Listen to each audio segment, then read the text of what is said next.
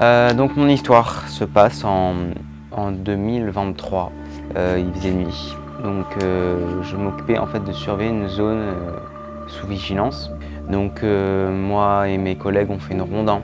On fait des rondes à deux, on garde toujours le contact en cas de souci avec mon collègue.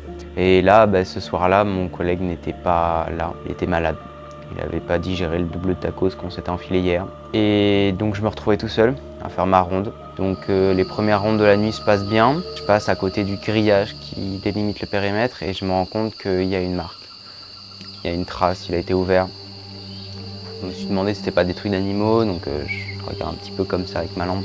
Donc je sonne l'alerte. Donc je continue après ce grillage et je commence à voir des buissons qui sont ouverts et tout. Et je commence à entendre du bruit. Je m'approche et j'entends qu'il y a plus qu'une personne.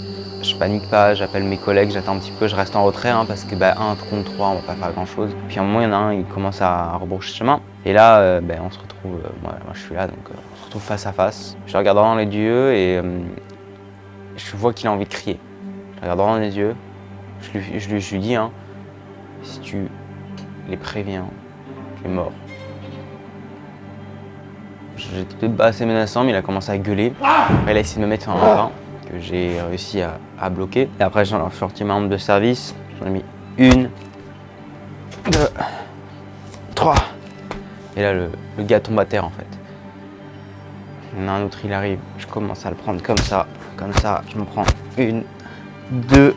Je suis mis à terre comme ça. Là, je suis inconscient. Et après, le calme revient.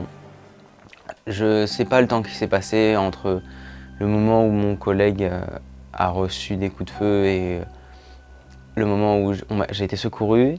En tout cas, ce que je sais, c'est que j'ai entendu 2 coups de feu. Dans une ambulance, en fait, on a une direction à l'hôpital, je commence à reprendre connaissance, je demande ce qui s'est passé. En fait, c'était un groupe armé, donc mes 2 collègues n'ont pas survécu. J'apprends ça. Je suis assez... Je sais pas, je suis perdu. Il n'y a après plus rien. Je sais pas, mon corps était tellement fatigué que... Et je me réveillerai 3 jours plus tard à l'hôpital. Voilà.